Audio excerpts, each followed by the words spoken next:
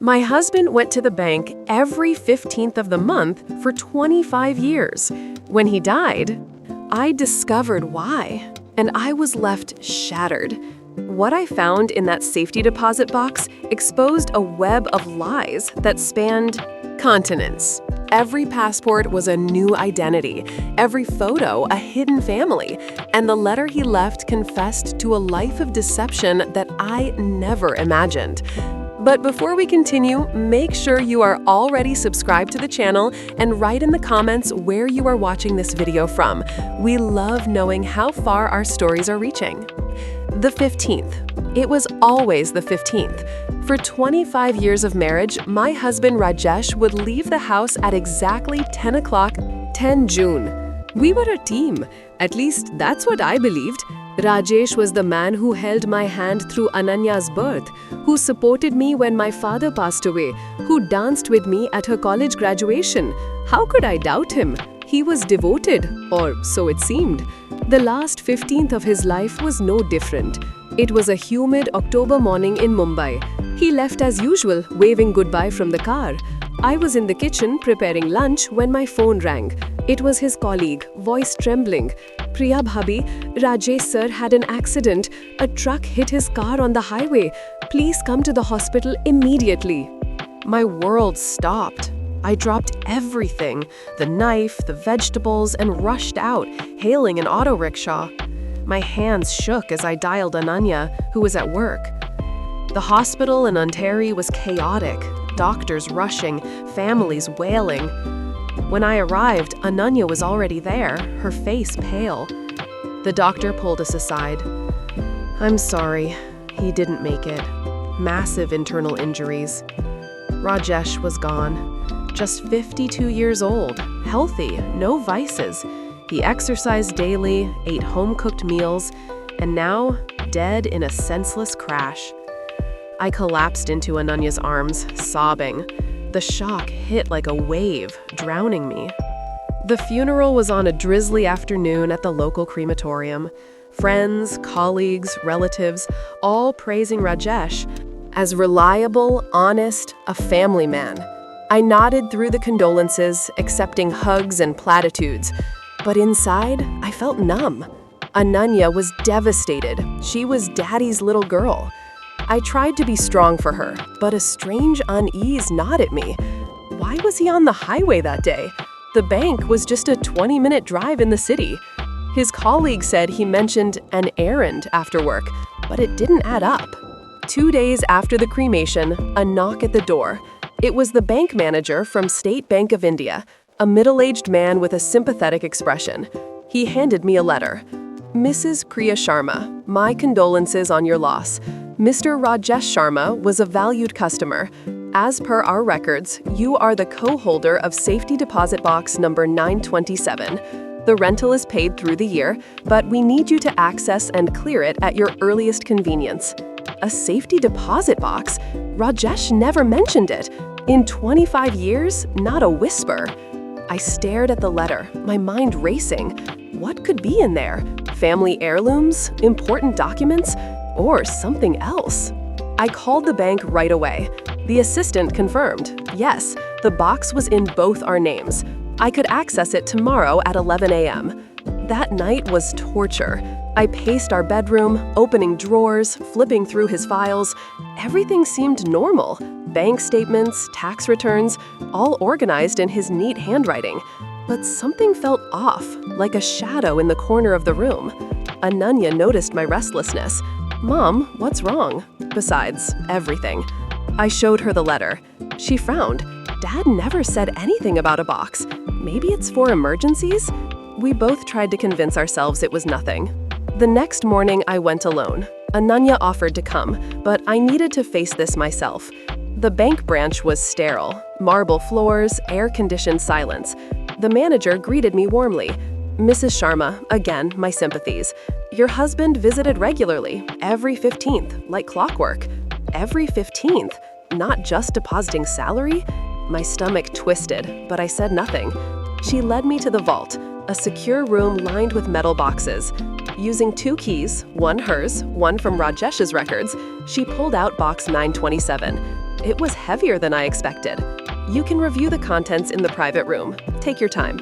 Alone in the small, windowless room, I stared at the box. My heart pounded. With trembling hands, I opened it. Inside, no jewelry, no cash, just stacks of passports, 19 of them, each with Rajesh's photo, but different names. Rahul Singh, citizen of India, Robert Kane, citizen of Australia, Ramiro Gonzalez, citizen of Spain, and more. Canada, UK, UAE, even a fake-looking one from some island nation. My breath caught. What was this? Espionage? Fraud? But that wasn't all. Tucked with each passport were photos, family photos. In one, Rajesh, or Rahul, with a woman in a sari, 2 young boys smiling. In another, as Robert, arm around a blonde woman, a teenage daughter. Each passport had a separate life, wives, children, homes in different countries. Birth certificates, marriage licenses, all forged or real? I couldn't tell. The dates overlapped our marriage. The oldest was from 28 years ago, before Ananya was born. He'd been living parallel lives. The biggest shock, the newest passport, issued just 3 months ago. Rohan Patel, U.S. citizen.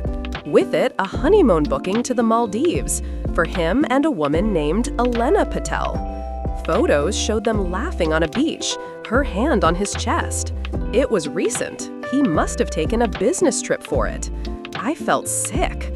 Our anniversary was last month. He'd gifted me flowers while planning this? At the bottom, an envelope. My name in his handwriting. I tore it open, rage building. Priya, my dearest, if you're reading this, I'm gone and you found the box. I'm sorry, words can't fix this, but I owe you the truth. It started 28 years ago, before we met. I was young, ambitious, working in IT. A project took me abroad, and I met someone. It was a fling, but it led to a child. I couldn't abandon them, so I created a second identity to support them secretly. One lie led to another. Opportunities came, jobs in different countries, women who didn't know about you. I juggled it all, using the bank visits to manage wire transfers, win new documents, keep the secrets buried. The salary deposits were covers. I'd transfer funds between accounts, maintain the facades. I have 5 other families, 19 identities to hide them. I loved you and Ananya truly, but I was weak, addicted to the thrill, the escape. The accident? Maybe it was fate sparing you more pain. The house is safe, our finances are intact, but your trust is shattered, and for that, I beg forgiveness. Tell Ananya her father was flawed, but he loved her. Forever yours, Rajesh. I folded the letter, tears streaming. The man I loved was a monster, a con artist with global deceptions. How many lies? How many betrayals? I gathered everything, demanded copies from the manager. She looked concerned, but complied. Do you need help, ma'am? A lawyer?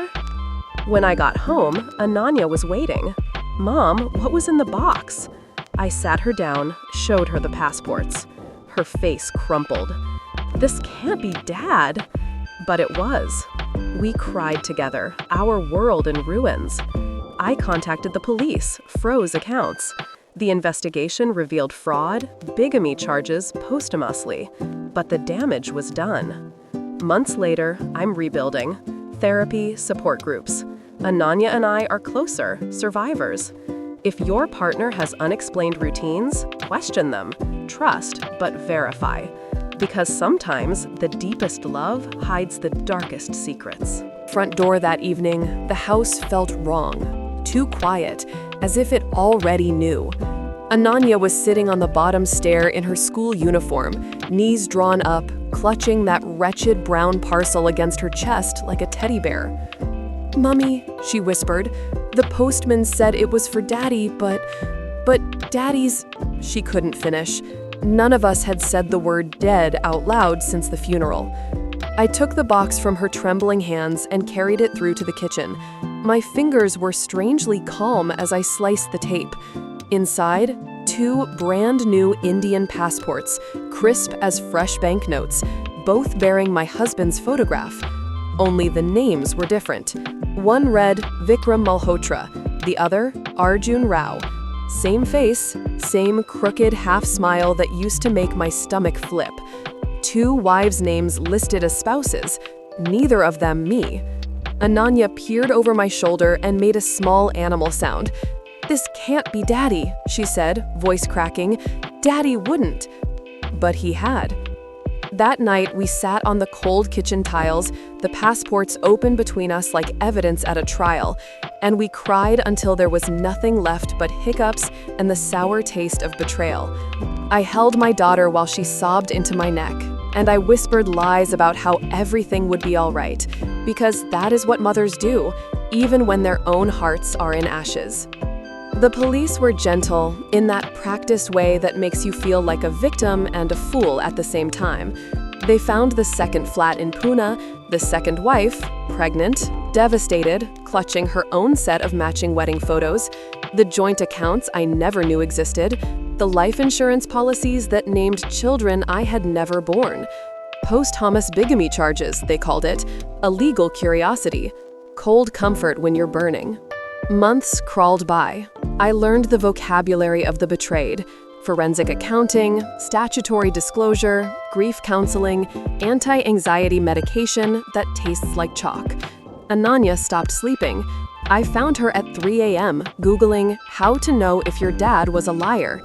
We went to therapy together, sat on opposite ends of a beige sofa while a kind woman with soft hands asked us to hold our pain gently. Some days, I wanted to throw the pain across the room. One afternoon, 6 months after the box, I was clearing out his wardrobe, something I'd avoided like touching a corpse, when I found the letter tucked inside the lining of his favorite navy blazer. My name on the envelope, in his handwriting. Inside, a single sheet. Darling Priya, if you're reading this, I've either been found out or I'm dead. Probably both. I never meant to hurt you. I only meant to have everything. Forgive me if you can. If you can't, I understand this. Every time I came home to you and Ananya, that version of me was real. The rest was just greed wearing my face. I'm sorry. V. I sat on the floor among his shoes and read it again and again until the words stopped making sense. Then I folded it into a paper boat, the way he used to do for Ananya at the lake, and I burned it in the kitchen sink. The smoke alarm screamed. Ananya ran in, eyes wide. We watched the last black curl of paper turn to ash together. We are still here. We eat dinner at the table that used to seat 3. Ananya's laugh is coming back, small and testing, like a bird that's forgotten how to fly but is willing to try. I have started wearing red lipstick again, defiantly, as if color could scare the ghosts away. So if your husband has a locked drawer he claims is just old tax papers, or a second phone that's for work, or weekends away that never quite add up, ask. Ask until he is sick of answering. Trust is beautiful, darling, but blindness is not. Because sometimes, the man who kisses you goodnight is also the stranger who has another wife asleep in another bed, dreaming of the same mouth on hers. And when the truth arrives in a plain brown box, it will not knock politely. It will kick the door down and sit in your kitchen forever.